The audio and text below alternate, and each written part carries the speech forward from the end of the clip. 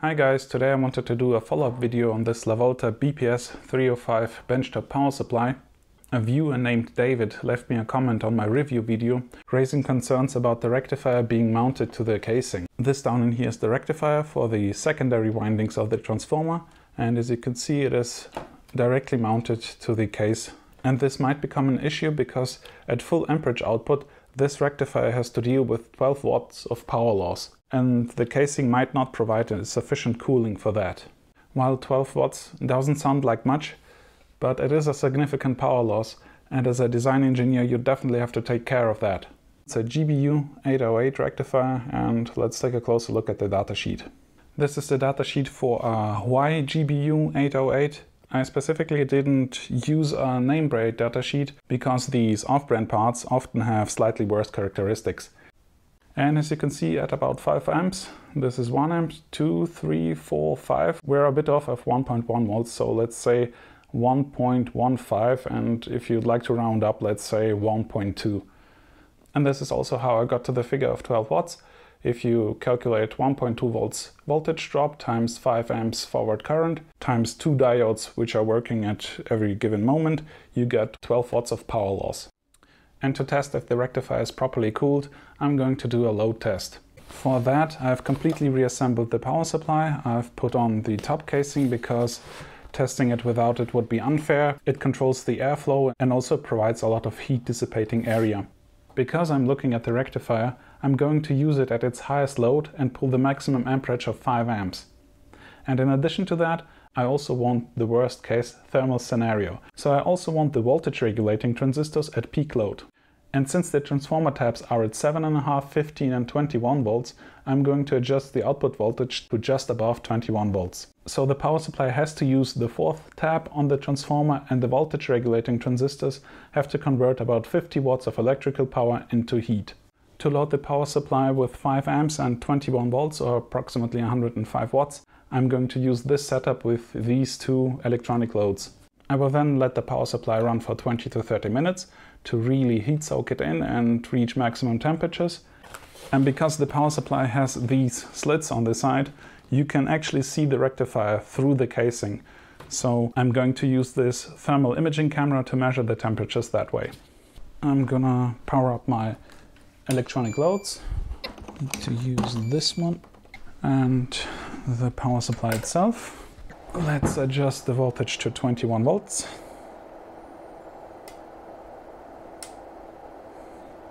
You could hear the relay clicking there, but I'm just gonna tip over to 21 volts. So it uses the 4th tap.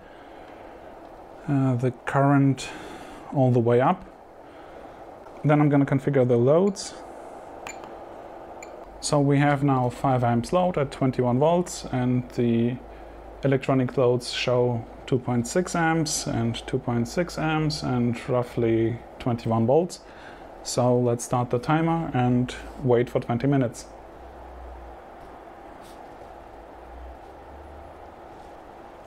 The test has now run for approximately 23 minutes, and I just wanted to show you that you can actually see the rectifier through the casing. It's that part down in there. But you can definitely see the rectifier through the casing, and so can the thermal imaging camera. So we are just coming up on 30 minutes. Let's see at the results. This is the thermal imaging camera. I have to focus my camera on the thermal imaging camera and then the thermal imaging camera onto the rectifier, which is this part down in there. This is my finger, you can see on the camera.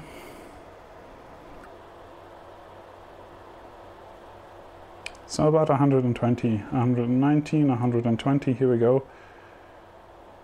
121. I also would like to see the underside. Let's turn the power supply. We are at 32 minutes, as you can see. And let's take a look at what the underside looks like. You can see the hotspot from the rectifier itself. About 82 degrees. So you can actually burn yourself touching the case, because at 82 degrees that is definitely a possibility. So it has been just over an hour. The ambient room temperature is at 26 degrees, as shown by this thermocouple that just hangs in the air. And this is also what the infrared camera shows. This is just the floor, 26 degrees. So after an hour, I think we've reached peak temperatures of about 129, let's say 130 degrees. So let's take a closer look at where the power transistors are. So the power transistors are at about 111, 12, you saw there 12, 13, 18, 15. The highest figure I saw was 118 degrees. So let's take that as a number for the power transistors. As you can see, it has been 1 hour and 12 minutes.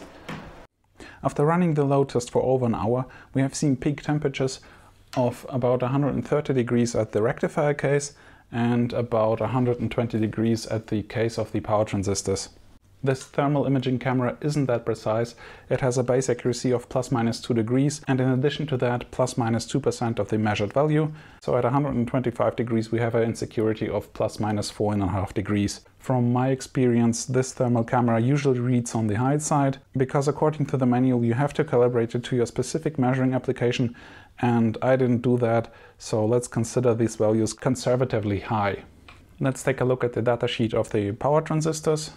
Those are 2N3055, and as you can see here, their highest operating junction temperature is +200 degrees, and the thermal resistance junction to case is 1.52 degrees Celsius per watt. Based on these figures, this datasheet also has a power derating graph right on the first page, and as you can see, at a case temperature of 120 degrees, one of these power transistors can handle approximately 50 watts. I've measured this point and it's about 50 watts. So at the ambient room temperature of 26 degrees, one of these power transistors would be enough to handle the power dissipation. But for additional headroom, they installed another one, so that's why you have two in here.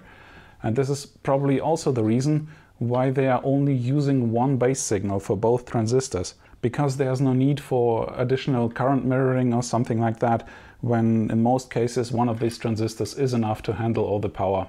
And if each transistor had to deal with 25 watts power loss, the highest allowed temperature for the case would be 160 degrees. If you look at this point and calculate its coordinates, I've measured that and calculated 161 degrees.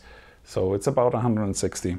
So these power transistors are probably fine up to a room temperature of 66 degrees, which is quite a lot of headroom, so nothing to worry about here. Now let's take a look at the rectifier datasheet for the GBU 808 rectifier that's installed in this power supply. For this rectifier, the highest operating junction temperature is +150 degrees, and the thermal resistant junction to case is 2.2 degrees per watt.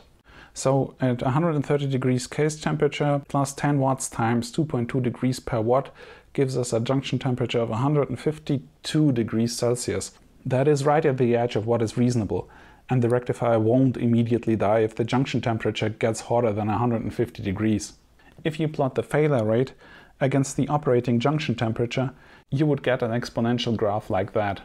And the elbow is at 150 degrees. That means if you want your part to last forever, you have to keep it on this side so it doesn't fail.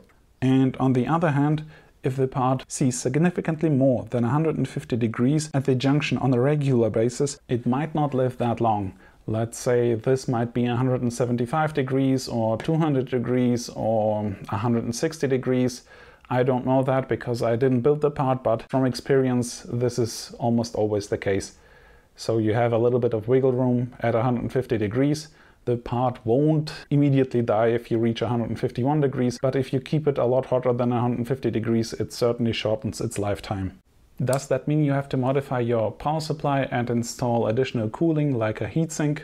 Well, probably no, because this test was the worst case scenario. Highest amperage, highest load on the voltage regulating transistors, and also a high ambient temperature of 26 degrees. And be honest, how often will you use this power supply at exactly this operating point of 5 amps and 21 volts in the middle of the summer? Probably almost never.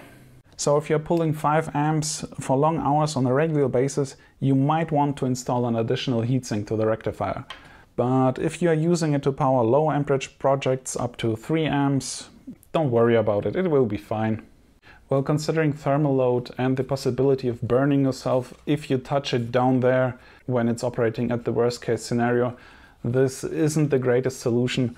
But considering design, assembly, needed parts, and therefore cost, mounting the rectifier directly to the case is a decent solution, because for the most time this is just good enough. You don't need much more.